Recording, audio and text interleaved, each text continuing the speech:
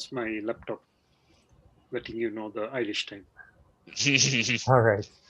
All right, we're live in 10, 9. Now, we can start. All right. So welcome everybody to Quantum Matter Seminars. So today we will be having Masud give a talk about Eigenstate Thermalization hypothesis. And so yeah, I'd like to keep the introduction very short. And so Masud, go ahead and get started. Oh, by the way, we'll stop. Guess we can stop anytime you have a question. Just raise your hand, the usual protocols. And either address Masud in person via voice chat, or we can do text questions as well. Okay. Oh, thanks a lot. So I'll start by thanking Adrian and Krista for running this seminar series. It's really I've been attending almost every one of them. It's really been great. This talk will be about the Eigenstate Thermalization hypothesis, which I'm sure everybody in the audience has heard of. I'll introduce it, assuming that most people in the audience are not working on the topic.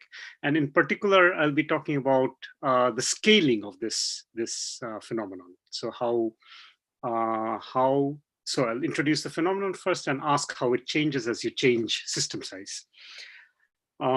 So the first two are introductory parts, and the first part will be examining this claim that many-body Hamiltonians are random matrices. So I imagine you should be insulted at this claim. So I've put in some symbols here that hopefully represents your state of mind, your reaction to this statement. So there are many senses in which many-body Hamiltonians are really like random matrices. So we'll discuss them, and we'll also discuss exceptions. So just enough of this so that we can use that when we talk about eigenstate thermalization. And then I'll introduce the eigenstate thermalization hypothesis. It's well known. It's a bit difficult to decide exactly in what detail or what level to introduce this, but I will introduce it enough for somebody who has only heard about it briefly. And then I'll come to the question of which observables thermalize in the sense of the eigenstate thermalization hypothesis. And it'll be a bit more specific than that. It will be about the scaling of ETH, the scaling of the eigenstate thermalization, and then we'll discuss different types of observables, local, less local, and what I call the behemoth operators. I imagine most people have an idea what a behemoth is. So a behemoth is a big land animal mentioned in the New Testament. So the New Testament apparently mentions a behemoth and a leviathan. The leviathan is a sea animal and the behemoth is a land animal. It doesn't say much apparently about the properties of the behemoth. It's just a couple of sentences or even half a sentence. So my co-author thought that it was appropriate to call a class of operators that we introduce behemoths, because these operators are hugely non-local. In fact, they're as non-local an operator that you could imagine, given a many-body system of a particular size. So the name seems appropriate, and we'll use those operators, in order to understand which observables obey ETH. Right? So that will that's the context here. So these three pictures connect to these three parts, and so hopefully I'll have about 15 minutes of each. It's hard to judge without looking at the faces of the audience how long one should go with the introduction and when one should move to more specific stuff, but we'll see how it goes. So the introductory parts, I have examples from a series of papers over the last 6 years or so. And the part which is specific, this behemoth part, is this paper from last year. And I should thank my collaborators. Wouter Bergeling was a postdoc in Dresden with me, did much of the early work, so I might show some in the introductory that was generated. This work and my work is done with these two people who are currently scientists in Dresden in positions similar to what I had there some years ago. This Russian-looking person is Ivan Khaimovich, and this English-looking person is Paul McClarty. Okay, so because the talk will be very much not really connected to any particular experiment, not really very experimental, so I should start with, I feel obliged to start with some excuse for looking at this kind of thing, some motivation. So the motivation is non-equilibrium dynamics of isolated quantum systems, meaning systems with no bath. And this was not traditionally something studied in condensed matter physics, because solid state systems, usually electrons are connected to something or other that acts as a bath. In recent years, there have been experiments which are in the limit of isolation. And by that, I mean that the time scale of measurements are much smaller than the time scale of environment effects. So the time scale in which a bath acts or the environment acts on the system.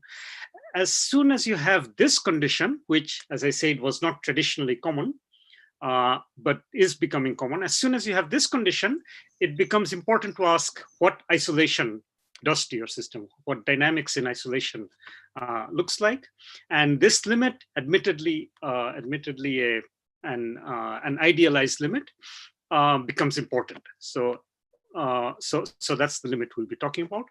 And the most famous class of experiments in which this is realized is ultra-cold trapped atoms. And sometimes the community of ultra-cold trapped atoms or ions also advertise their class of experiments as something that has clean dynamics without external bath.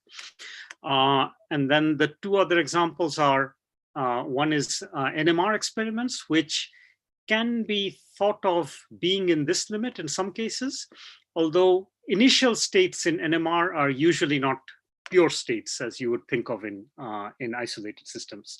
So that's a bit of a mixed situation. So here are some pictures from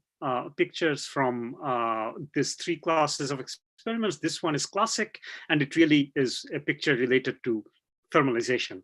The others are not directly related. Well, this is related to MBL in some sense. This is an NMR experiment. And then people also talk in terms of ultra-fast pump probe spectroscopy. This is also an older class of has been around for a long time, but it's only recently that you could argue in some rare cases that you're reaching this limit. Okay, so I believe there will be no other mention of experiments in this talk. But now that I've motivated this, I want to make that a bit more specific. A consequence of having dynamics in isolation is that you are now forced to look at parts of the many-body spectrum which were not traditionally important. So when I was trained in my PhD, I didn't realize it then, but I was trained very hard never to think outside the low-lying regime. The ground state and the low-lying part of the spectrum was what was important. Of course, just to avoid confusion, this is the many-body spectrum. This is my cartoon of the many-body spectrum. So each line represents a many-body state. Good. So now that we have dynamics in isolation, the situation is different. Now, if you start with your system in some collection of high energy eigenstates, somewhere in the middle of the spectrum or high up in the spectrum, then there is no tendency towards the ground state because your isolated energy is conserved. And that means any part of the spectrum can be important. And this motivates the study of eigenstates in the middle of the many-body spectrum. That's what we'll be talking about in this talk. And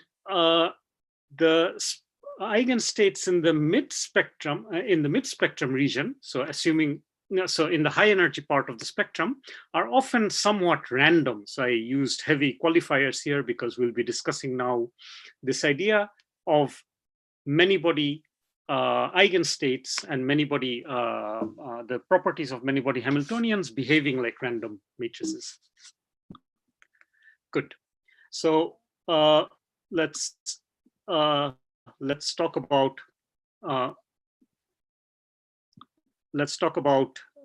sorry about that. Let's talk about random matrices, because that will help talk about random. So that's what we want to compare with many-body Hamiltonians. Good. So there is a lot of mathematical literature on random matrices, which will not be relevant for us. So it's still a hot mathematical topic. The relevant parts of random matrices will be those random matrices that we can use to model Hamiltonians or operators. And Hamiltonians in quantum mechanics are Hermitian. So the relevant classes are real Hermitian, in other words, symmetric random matrices, and the GOE class is the important one for that, and complex Hermitian random matrices, the GUE class. And so the GOE class is just you take a matrix, fill it up with Gaussian random elements, and make it symmetric. And the GUE is the corresponding complex matrix. So the properties, you can study the properties of these in great detail. The ones I will talk about are mostly these two. The eigenstates of such a matrix, GOE or GUE, the coefficients are Gaussian distributed. So you take, so we'll talk about this in some more detail. And then the eigenvalues, this is better known. The eigenvalues have level spacings, meaning the spacings between successive eigenenergies which have Wigner-Dyson statistics. So Wigner-Dyson statistics looks like this, corresponding to level repulsion. So I assume this is familiar to everybody. What we will do now is compare to many-body Hamiltonians. And in this talk, I will deal with mostly lattice systems. Importantly, they will have finite Hilbert spaces. So the eigenspectrum will have a bottom and a top. That means the Heisenberg spin chain on a finite lattice is okay, it will be included. The Lieb-Liniger model or anything on the continuum will not be discussed for this particular talk, but many of the things we discuss can be generalized there. So we'll have eigenspectra which have a bottom and a top. So typically this is some number of particles in some number of sites. And by particles, I could mean fermions, bosons, or upspins, if you're thinking of it as a magnetic system. And then we'll think about the thermodynamic limit by letting both go to infinity, keeping the ratio constant in the usual condensed matter sense. So I also spend a lot of time thinking about other limits of going to large sizes, but this will be the one we talk about today. Good. So let's discuss this ridiculous claim that I had in the beginning, that many-body Hamiltonians are random matrices. So a typical many-body Hamiltonian with few body interactions and local interactions, typically two-body or four-body, two-body, three-body, or maximum four-body interactions. Typically, such a typical Hamiltonian is usually sparse if you express it in a suitable computational basis. And the elements, of course, are not random by any stretch of the imagination. And as an example, I took the first thing that I could think of, which is small enough. This is not a very generic system, but that's okay. And if you look at this, it's highly sparse and it doesn't look very random at all. Of course, you could be a bit more generic, take more random coefficient parameters, and it might look a bit more random, but it'll always look sparse. Nevertheless, even though the Hamiltonians don't look like random matrices, the eigenstate coefficients, if you take the eigenstates of physical Hamiltonians and look at their coefficients in a suitable basis, then usually they're Gaussian distributed. If you look at their energy eigenvalues, this is better known, then usually the eigenvalues have Wigner-Dyson statistics. Of course, there are various exceptions. So integrable systems are exceptions. That's why we'll be talking mostly about, actually only about non-integrable models in this talk. And then the spectral edges, so the top and the bottom of the spectrum is another exception. And then there are other exceptions which have become famous recently. But so other than this, these are ways in which many-body Hamiltonians usually follow random matrix properties. So the first one, I'll demonstrate that with some data, is about coefficients of many-body eigenstates. So this will be my notation for eigenstates, and I will expand the eigenstates in typical computational basis. So this example will be about a Heisenberg chain with some anisotropy and next nearest neighbor interactions. And my basis looks like these states, so the product states of the basis. And I will look at the coefficients in this basis. And as most of you know, when you have only the first term, this is the Bethe-Ansatz integrable. And when you have the second term as well, you get a non-integrable chaotic or ergodic system. Often these words are used interchangeably. I will do that as well. Good. So let's look at these coefficients. So I claimed that these coefficients will look Gaussian for many eigenstates of such a system. So I've taken these coefficients in various parts of the spectrum and then plotted histograms of them. So let's look at the red curves first. So this is from the middle of the spectrum. And in the non-integrable case, you see that that histogram looks very much like the Gaussian. The black dashed line is the Gaussian. There is some deviation. So somehow there is always some deviation from random matrix behavior, but let's not focus on that. The thing to note is that it behaves very much like a random matrix case, a Gaussian coefficients. If I look at the bottom of the spectrum, the green line, or the top of the spectrum, the blue line, so those are coefficients taken from eigenstates here or here, and you see they look very, very non-Gaussian. So there is real deviation from random matrix behavior at the top and the bottom of the spectrum. And of course, this makes sense because this is the traditional domain of condensed matter physics. This is where the physics of the specific model appears. So you don't expect this part to be random. It's near the middle that you get random behavior. If you look at an integrable model, so I did that by turning the next nearest neighbor to be 0, then not just the top and the bottom, but even the middle of the spectrum becomes non-Gaussian. So you get this kind of behavior. The exact form of this distribution is hard to calculate, and it could be system specific. In this paper, we had a conjecture about what happens to this distribution in the large size limit, but this is an area where some more work might benefit from some more research. Good. So the main point was, if you look at a non-integrable system and look at the middle of the spectrum, you get random matrix behavior, a Gaussian distribution of eigenstate coefficients. This is much better known, so I'll just flash it quickly. This is about the level statistics of many-body spectra, which I've looked at through the R statistics, which is this quantity, which is closely related to the level spacing. And you see that this goes from the value the value typical of integrable models to the value typical of chaotic models if you ramp up the integrability breaking term.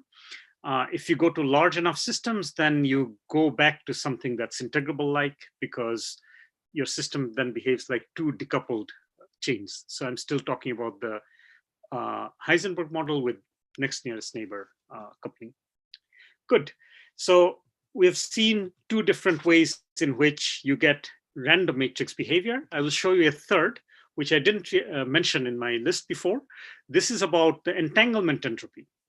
So there's a lot of data here. So this is a slightly different model, XYZ, with next nearest neighbors. Don't worry about the details or the parameters, which just makes sure that the system is in the chaotic regime.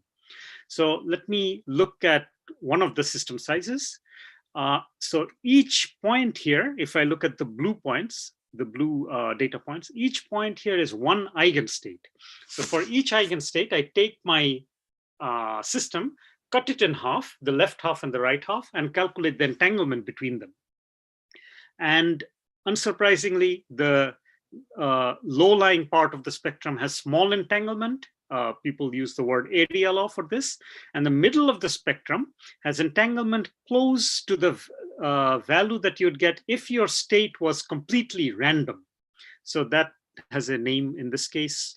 It's called the page value. So it's close to the page value.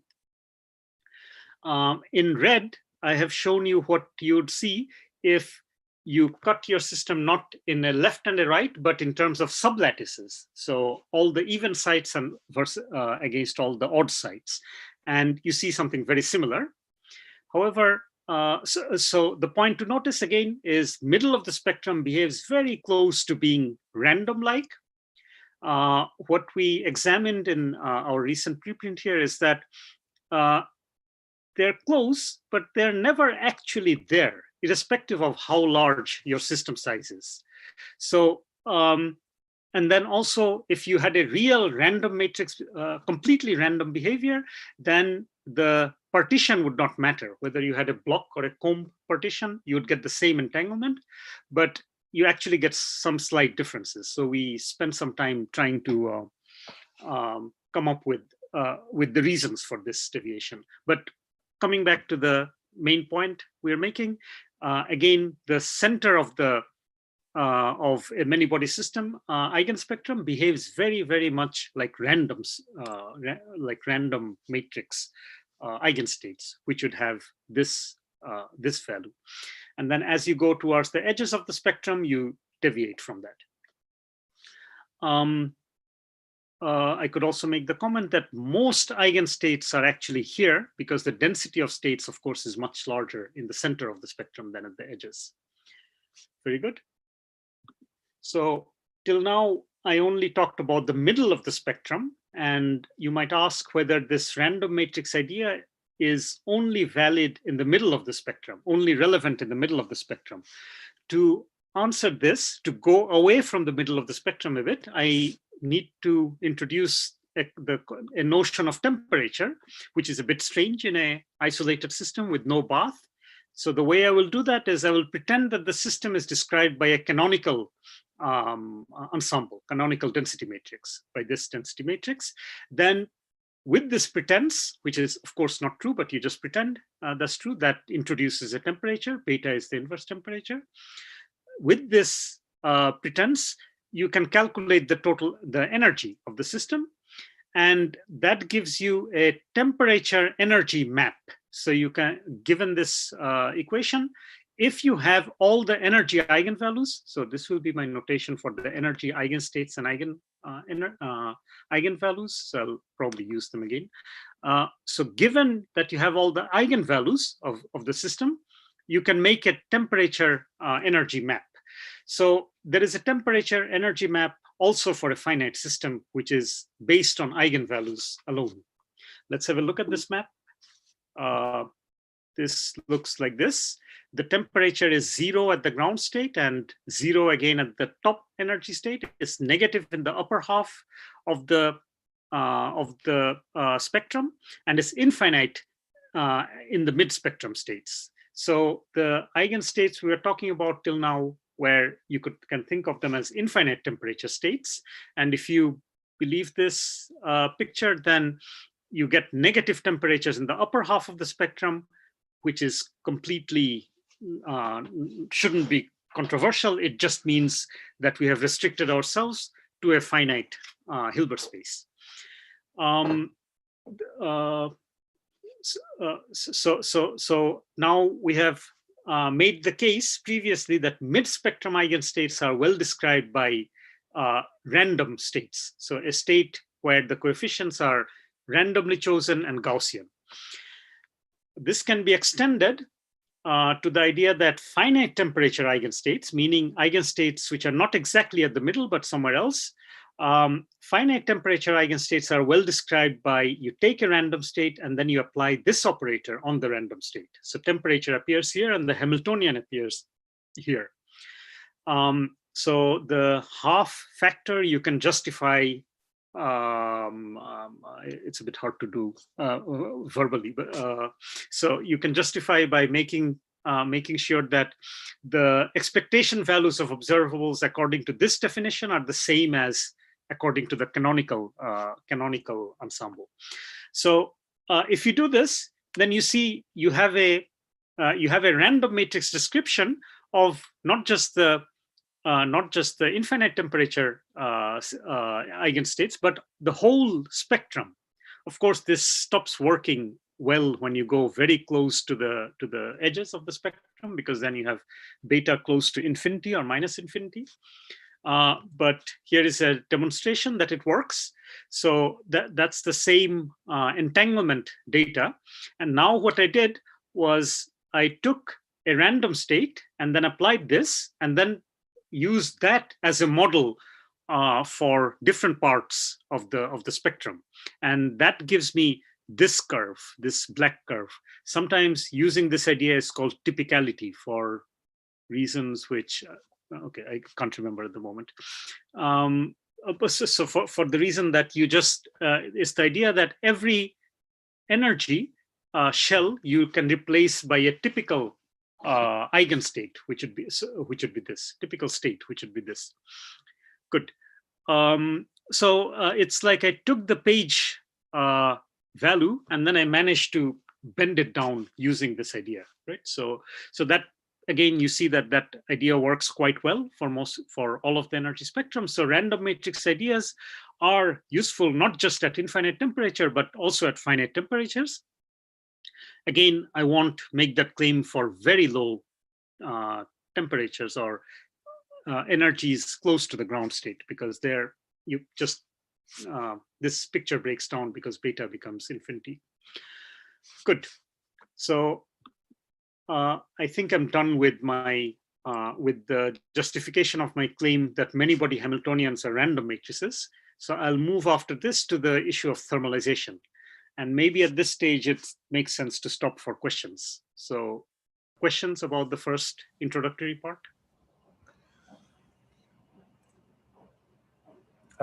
Let's see. Okay. William. Yes, yeah, so this is Bill Phillips. You've given us a good feel for justifying, in the case of these spin models, this random matrix identification, that is that these many-body systems are random matrices. But the idea of eigenstate thermalization seems to be much broader. So you give an argument in a very specific case, but in fact, it seems like it works much more broadly than the case in which you've been describing. Is there some way of understanding why this is so good? I mean, it seems outrageously good.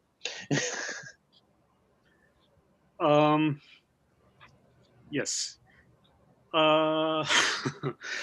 So I guess the fact that it was spin systems was just because it's easy to do numerics about, and I don't have to introduce too many things. Right. But the basic idea is that as soon as a Hamiltonian is complicated enough, its eigenstates and eigenenergies start behaving like, and the distribution of eigenenergies start behaving like it's a random state. So I suppose so say mathematically this would be saying that as soon as a matrix is random enough, is complicated enough, its properties start to resemble those given by a random matrix. Okay. And I guess we can, that's for a physical system, it doesn't have to be a spin chain at all. Any physical system, if it's complicated enough, then its Hamiltonian starts to have properties which look like random matrices. And then that's independent as to whether there's an upper bound on the energy as well, I would imagine. Yeah. So it's cleaner to talk about an upper bound, and also because these are numerical results, they have an upper bound. My results. So yeah. But then if you have a continuum system, if you don't have an upper bound, which is a more realistic description, then you just talk about high energy states instead of talking about mid-spectrum states. Okay. Now, one of the things that one might wonder is when you introduce the idea of temperature, then you might ask, well, is this the ordinary temperature that we think of? In other words, is the total energy of the system equal to something like 1/2 kT times the number of degrees of freedom times the number of particles? And it seems like that might be true in some fairly wide region, but it's not likely to be true when the temperature is infinite. Well, it can't be true when the temperature is infinite. And so I'm wondering, yeah, right. The kind of the places where you're showing here, it seems like there might be a reasonable regime where it's true. So what can you tell us about that? Yeah, so actually, I don't know how to extend this immediately. I don't think I've thought about extending this to the cases where there is no upper bound. So when the spectrum is not bound. So I'm not sure how, if there is a version of this that works. Yeah, but even if it's bounded, it seems like this identification must not work when the temperature becomes infinite. So when the temperature is infinite, you just have random random state behavior. So right. An infinite temperature state is essentially a random state. Because right. Well, sure. So that part is good enough, but you don't have the usual identification of temperature with the total energy. But I guess that's true. That's true even in classical systems that have negative temperatures. So maybe one shouldn't worry too much about that. Well, finally, the thing is the final question I have, well, or at least the for the moment, because I always have questions. What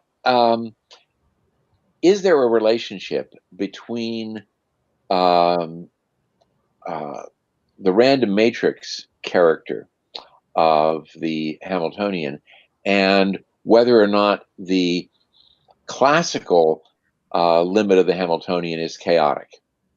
You introduced the word chaotic at some point, but of course, chaos means something very specific classically, a little less specific quantum mechanically.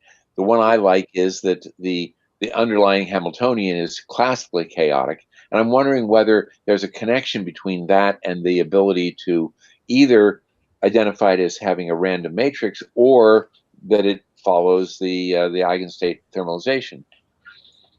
Yeah. So I suspect about the first about defining chaos. I agree with what you just said, that if the quantum system has a classical limit, then this gives a nice definition. If the classical limit is chaotic, then you can call the quantum system chaotic. Of course, there are quantum systems which don't have a classical limit, and then this doesn't work. Okay, that's a good point. But coming to the other thing you asked, I suspect more is known about this than I know. And I think there are some things rigorously proved, but I don't know that much about it. In terms of if the classical version is chaotic, what are the corresponding properties of the quantum model? So whether you can prove or derive from the classical version that the Hamiltonian has random matrix properties, or so I believe there are some things which are proved, possibly in a single particle context, billiards and so on. Yeah, I was wondering about single particles, because of course you're specifically talking about many particle systems, and of course single particle systems can be chaotic, and I'm not sure what to make of that. Yeah. So in that context, the classical quantum correspondence is more clear usually, because Yeah. you have a single particle, you can think of it as classical. Yeah. So I'm afraid I don't know that much about that literature, which is yeah. So I should, but yeah. Okay. Okay, thanks. Thank you. Do we have any other questions? All right, I think we're good. Okay. So I'll move on to the second part, which is talking about the eigenstate thermalization hypothesis. So this is about thermalization in the absence of a bath. So the idea is, the understanding nowadays is that if you have a generic, meaning non-integrable or chaotic isolated system, again used loosely in the senses that we talked about, if you drive this out of equilibrium, then the general understanding coming, for example, from many numerical studies and also from various arguments, is that many observables will thermalize. This has to be defined properly. So when we say that an observable thermalizes, it means that it's quantum. When a quantum observable thermalizes, means that it relaxes to a value dictated by the thermal ensemble. So I've illustrated this with this cartoon. So here is some observable out of equilibrium. It does something and then relaxes to some value. You expect that out of a complex system. If the system is not overly simple, and if you don't choose some very pathological special observable, then you expect some relaxation. Of course, relaxation is not thermalization. Thermalization means that the value, average value to which it relaxes to, this green dashed line, that should be the value given by the thermal ensemble. So this can be made more precise. The value to which it relaxes to can be, I can put an equation to it. I can put an expression to that. If I express the initial condition in terms of the energy eigenstates, then you can work out in a couple of lines that in the long time limit, the average value to which an observable, I call that O here, will relax to is this. So these are the coefficients of the initial state, and these are the eigenstate expectation values in the eigenstates. On the other hand, the thermal ensemble value is given by this, right? That's just the definition, canonical ensemble definition. And we know what the temperature is because we have a map between the energy and the temperature, which we introduced earlier. So that means that thermalization means this equation. And if you look at this equation, you see that it's completely mad. There is no reason for this to be true, because you could have any set of coefficients here, any initial state. But what you notice for this to be true is that there should be some condition on the eigenstate expectation values, because they occur in both sums. Right, on both sides. And indeed, this is what the eigenstate expectation value tells you. Eigenstate thermalization hypothesis tells you. It tells you something about the eigenstate expectation values. What it tells you is that the eigenstate expectation values are smooth functions of energy. And if you accept this, I haven't been very complete. There are more conditions and so on. They will come.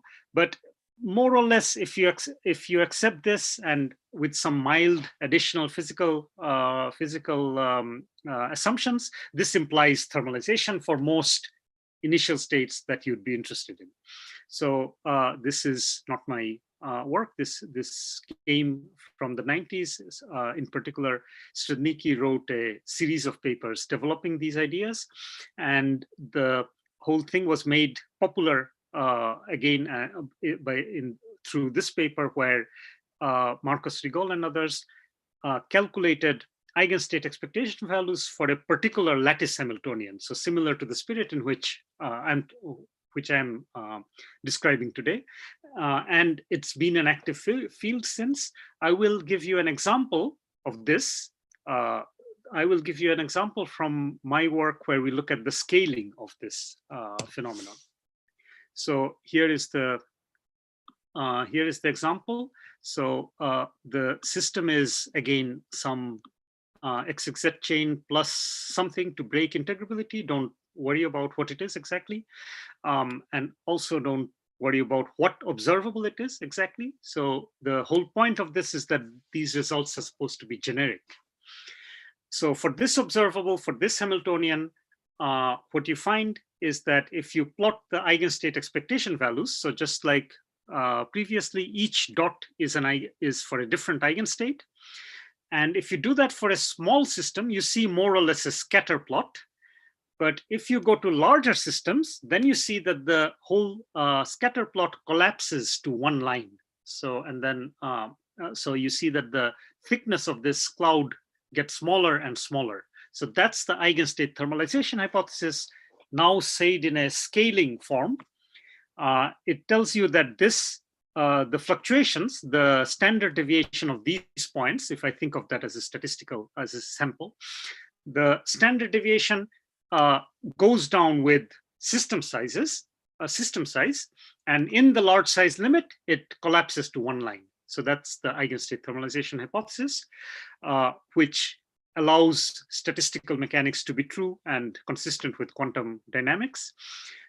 So by assuming that the eigenstates have random properties, we could make that a bit more precise and show that this width actually scales with the Hilbert space size with a very particular exponent, d to the minus half. And of course, when I say random a lot of times and have a minus half exponent, you know that that comes out of the central limit theorem in some sense or other. So you get exponential scaling with the system size, and more particularly, I can actually determine this alpha, meaning I know that is Hilbert space to the minus half. Good. So of course, there is a part that those of you who have heard about ETH before know that I only talked about the diagonal matrix elements. There is also a part that says the off-diagonal matrix elements have to be small. And this shows a case for another Hamiltonian. This is the Sachdev-Kitaev model, which doesn't really matter here.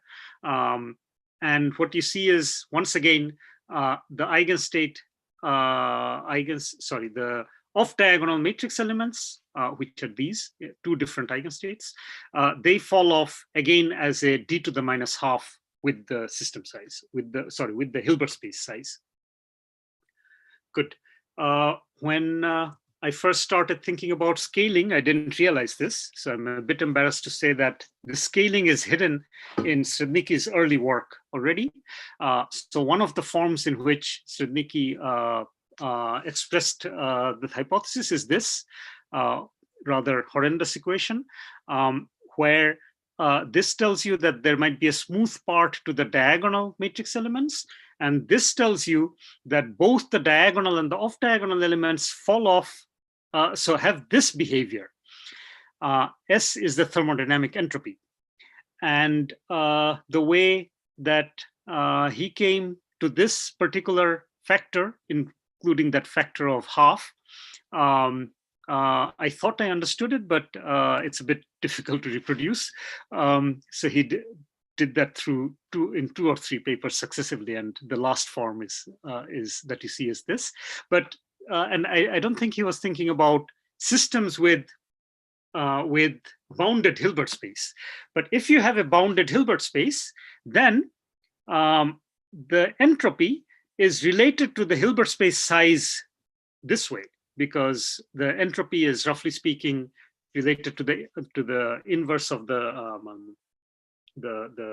level spacing, and that's 1 over d. And then if you put that together, log d gives you the entropy. There are other ways of understanding this as well, but as soon as you have this and accept this behavior of the of the fluctuations, the distribution of the matrix elements, or the amount of fluctuation. So I will call it the width. You find the d to the minus half again.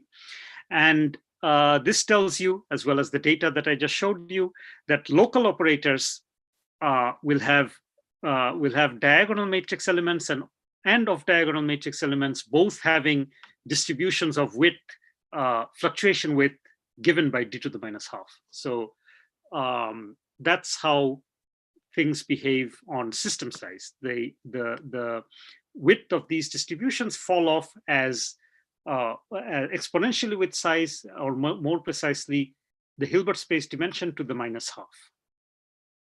Okay. So now that we've talked about that, what I want to ask about next is which operators obey this ETH scaling, eigenstate thermalization scaling, this d to the minus half scaling for the for off-diagonal or diagonal matrix elements in the eigenstate basis. So that would be the next part, which I have a bit more than 10 minutes. So we'll talk about that in about 10 minutes. So that's the next part, but I should stop here and ask again. So I'm done with this. I should ask again if there are questions. Okay, feel free to raise your hand or type a message in the chat. All right, let's see. William? Yeah. Yeah, this is Bill Phillips again. I noticed that on one of the slides, I think it was a model that was due to Kataev and others. Yeah, that's the one. That in parentheses it says N Majorana fermions. What does it have to do with whether they're Majorana or not? It seems like something like this wouldn't care. It doesn't. It doesn't care. I can take normal complex fermions and it has exactly the same scaling. Okay. Yeah. Okay, thanks. These two scalings are very, very robust. As soon as your system is non-integrable and reasonably generic, you get these two scalings. Yeah. Okay. Yeah, and I guess we probably all would have been surprised if it had scaled differently, right? Because the classical limit has got to behave like that. You mean if the decay was not, if the decrease was not exponential with system size? Yeah. Yeah. Okay. Yeah, I agreed. So what? Yeah. So I think what I want to focus now is more specifically on d to the minus half. So exactly minus half. So that's a particular exponential scaling. Okay. Any other questions? No, I think we're okay. So I'll move on to the last part where I want to ask about different types of operators. And the way I'm going to do that is I'm going to go back and look at random matrices and think a bit about random matrices and then come back to many-body systems. So if you want, you could interpret a random matrix Hamiltonian as the a random matrix as the Hamiltonian of a single particle, which, because it has elements everywhere, it's on a fully connected graph and with random hoppings, because that's the elements are random, right? So I'm going to interpret a random matrix like that. I hope nobody minds. So that's my random matrix. The diagonal elements are on. The particle can sit on various nodes and jump around everywhere. The diagonals are the energies and the off diagonals are hoppings, random hoppings. So this is my random matrix. Of course, this is vastly overkill, right? Using second quantization for a single particle, but bear with me for a minute. I'll use that and later think about many-body systems. So this is a Hamiltonian of a single particle on a fully connected graph. What observables could you think about in this system? This is too simple a system. There are not really many observables, right? The only observables I can think of are really these elements that I have in the Hamiltonian, which are hopping elements. Or if I and j are the same, they're on site. Just sit there and count whether the particle is there, right? So that's the kind of operator that you have. Two types of operators, or just one. I and j could be equal, could be not. So these are node-node hoppings or node-node correlation functions. Okay, very boring. Let's now say one more thing about this, which is that if I think of this as a matrix, then you see that in the matrix representation, this is a matrix with a single non-zero element, a 1 here and everywhere else 0. And that means it's a, so that's all you have. And if you insist on Hermitian quantum mechanics and your operators have to be Hermitian, then you have 2 non-zero elements. But otherwise, that's it. That's the operator you can think of. We call that small omega in the random matrix world.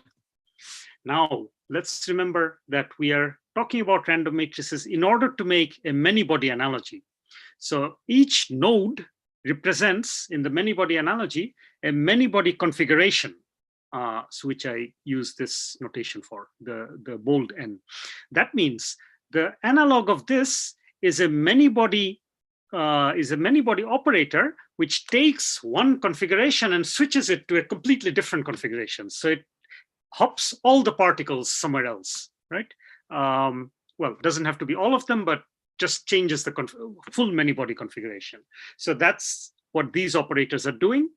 So you see they're highly, highly non-local. And because of this, we call them the Behemoth operators. That's not yet very interesting. I just constructed a analogy, and that's not a particularly physical operator. Why is this useful? This is useful because if you express it in configuration space, then again you get a matrix with just 1, 1, and the rest are zeros. That means that these behemoths, they form a basis for operators, right? It's a very trivial statement. So any operator you can express as a sum of these behemoths. So that will include the things we are normally interested in, the physical observables and 2-point correlators, or 4-point correlators, which you would normally measure. So those are included in what you can construct out of adding behemoths. Okay. Did someone raise a hand? Yeah, we have a question. Okay. Yes, sorry. I have a question about this operator. So since the Hamiltonian is like all-to-all interaction, how do you define locality in that Hamiltonian? Sorry. I changed from, so in the random matrix case, it's all-to-all interactions.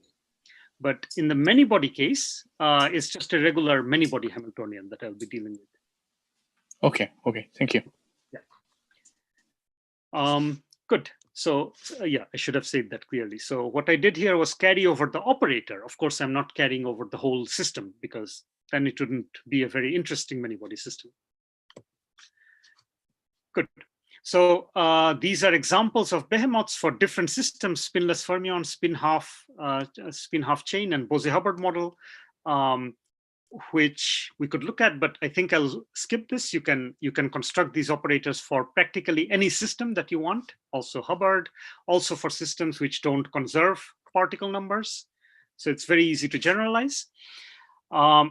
So roughly speaking, a behemoth looks like this. So for a spinless fermion case, you have a large number of annihilation operator, large number of creation operators. So this is really the maximally non-local operator you could consider, right? It's a 2NP point function if there are NP particles. Now, of course, what you could do is you could take these and add them up to construct all operators that you want. In particular, you could construct physical operators. You could construct operators which are not 2NP, but just 2-point correlators or 4-point correlators or 6-point correlators.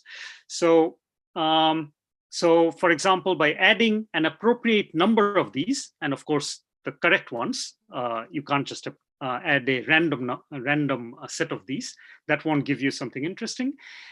You can construct the 2-point correlators. And what that allows you to do is, if you what that allows you to do, this construction, is you can count how many behemoths you need in order to get a 2-point correlator. And it turns out that physical observables, 2-point or 4-point correlators, they need of the order of D behemoth operators. So that's how many of these things you would need to construct them. In other words, if I take a 2-point correlator and write it as an operator matrix, then the number of non-zero elements in that matrix will be of the order of D. There's some factor there which I don't care about. So it's the order of D part that I care about. So that's an important property of physical operators. They have order of D non-zero elements in their matrix representation of the operators. So I wrote this for spinless fermions, but it's very, very general. So you can generalize to various things. And I'm very modest here when I say that many types of operators can be covered in this framework. Actually, all operators, as far as I know, can be covered in this framework. You can construct any operator by summing behemoths. Good. Why is this useful? So let's go back to what we wanted to ask. We wanted to ask about the width of the distributions of matrix elements. So the width of the standard deviation of the fluctuations of the strength of fluctuations of the matrix elements. And using the random matrix analogy, I can calculate everything about the distributions of the behemoths and the distribution of the operators that I construct by adding them. So in particular, so I can construct actually the distribution itself. The distribution looks like a Bessel function, which is an exponential with a logarithmic tip. And the behemoths themselves have width, fluctuation width, scaling as d to the -1. So they really have super ETH scaling. Although they are heavily non-local, they satisfy ETH even better than physical operators. If you could measure them, which you can't, then you would see that they thermalize really superbly, even in very small systems. You don't have to go to that large systems to have them thermalize. Local operators are sums of this many behemoths. So there is a constant there, I don't care. And the central limit theorem tells me then that the width of these, if I combine all this, then I get d to the -12. So that's the usual ETH scaling that we know. We are interested in these physical operators. Of course, mathematically, you could ask more. You could ask, if I just construct an operator and construct it by taking the matrix and fill it up with elements, such an operator, very unphysical, which is dense, meaning that the number of non-zero elements is more than order D. Then you get a different scaling. Then you get sub-ETH scaling. Those operators, which are, let me remind you, unphysical, they don't have ETH scaling, so they will not thermalize as well. So the take-home message from this is that ETH works. So here is another way of seeing this. By ETH, I mean this particular scaling. It works because the physical operators are sparse. They have order D non-zero elements in the operator matrix. And more specifically, d to the -12 scaling works because the local operators have exactly this many non-zero elements. So this is a way of understanding, another way of understanding, first of all, why ETH works for physical operators, and second, why local operators have this particular scaling. So it's the number of non-zero elements in the operator matrix, if you want. Okay. Of course, you can look at that all very specifically. So this is a behemoth, actually just a Hermitian combination, and that has an exponential distribution, and that fits very well with data taken from just one of these chaotic models that I've shown before.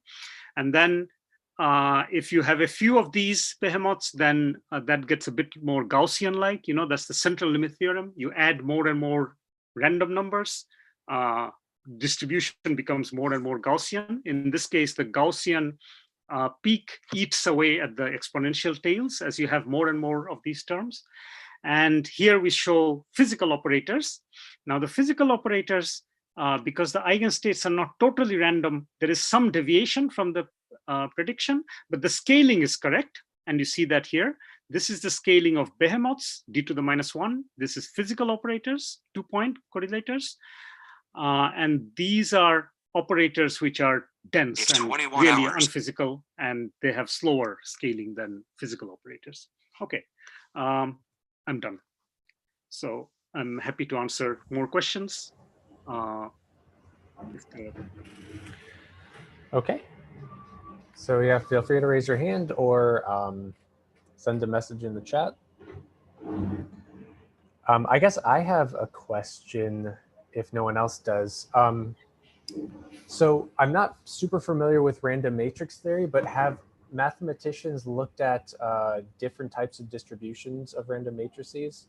Yes. So you mentioned Gaussians, but like maybe distributions with like power law tails and stuff like this, because this, at least to me, seems to be more representative of a many-body Hamiltonian because you have lots of outliers. Yeah. So there's a wide distribution of random matrix behaviors. You could look at power law banded random matrix, meaning as you go away from the diagonal, you get smaller and smaller according to a power law. So there's really a wide distribution of random matrices, and it could be that some other class is a better representation of many-body systems. I guess, yeah, so that's, do they exhibit like similar behavior in terms of the statistics of energy levels, let's say? Yes, the energy level statistics is very robust. So you could modify the random matrix class a little bit to have the same energy level distribution. It's quite easy to do. That's quite easy to do.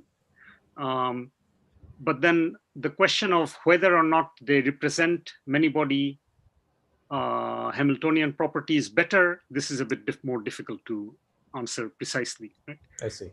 Yeah. So I don't think much has been done in this direction. Yeah.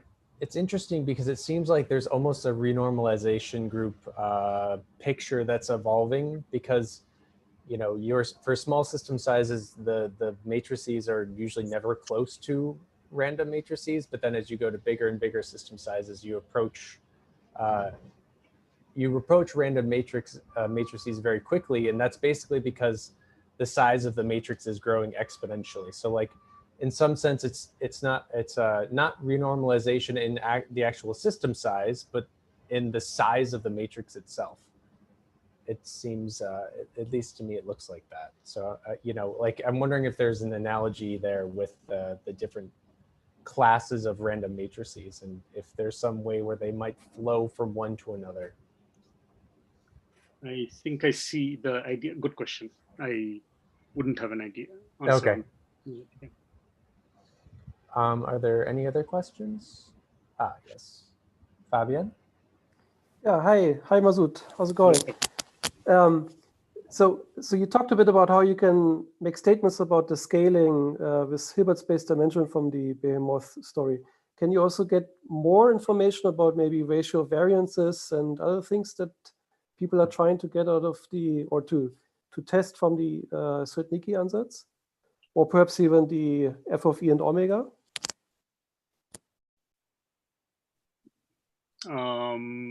No, so I think f of omega, f of e and omega. Good question.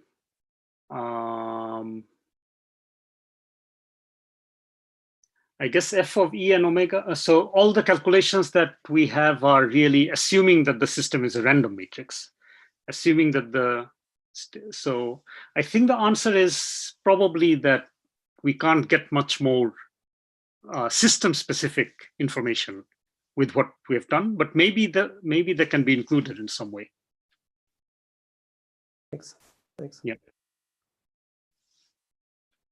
But yeah, good point. All right.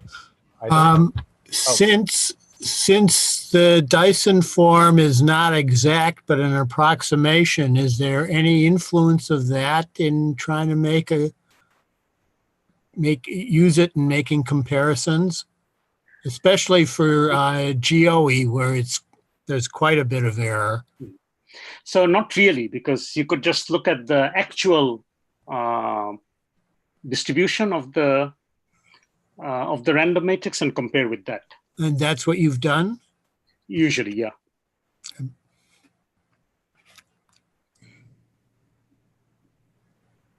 Sorry, quick question.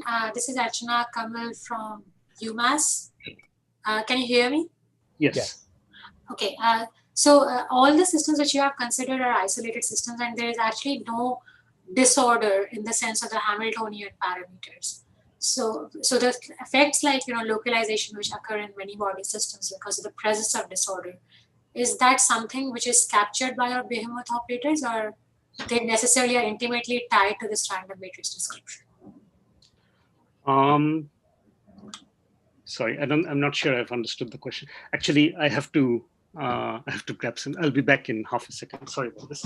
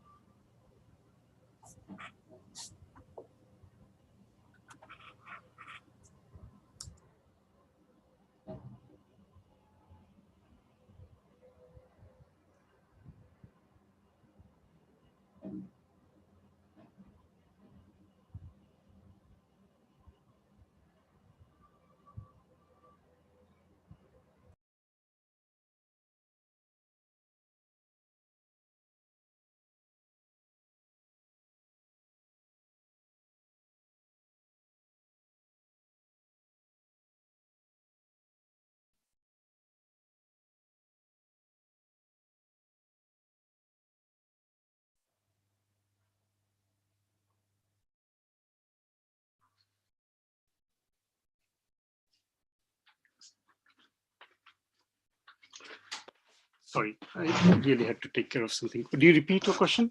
I didn't quite get that. Sorry. So That we don't order? Yeah, I was saying it seems like it captures quite well when you have some kind of a thermalization going on, the behavior of observables which thermalize. But we know that in many body systems, there can be some disorder on the actual physical couplings, which can in principle lead to different localized phases. So these kind of Behemoth operators, can they also capture the dynamics of these disordered phases, which are not necessarily thermalized, even in the infrared temperature region?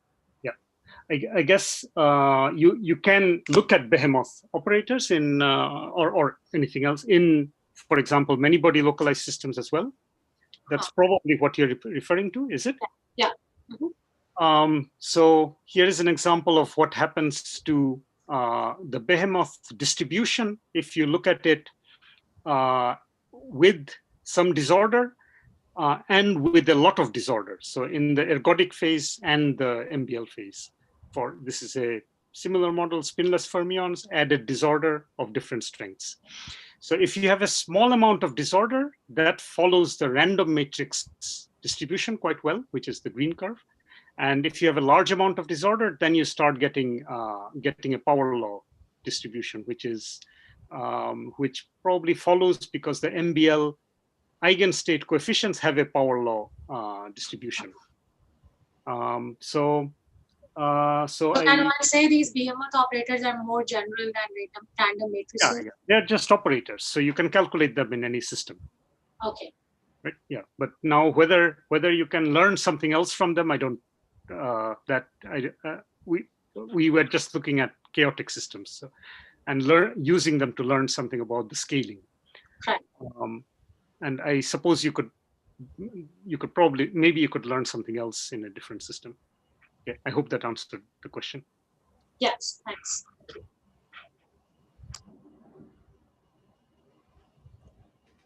All right, so I don't see any chat questions. So yeah, if there are no other questions, I guess we can conclude today's seminar. I'd like to thank you very much. It was a very interesting talk, and I don't know if there's any announcements.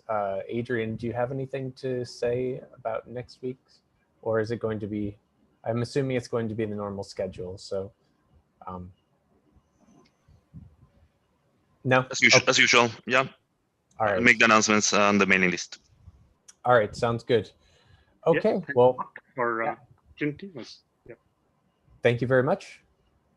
thank you.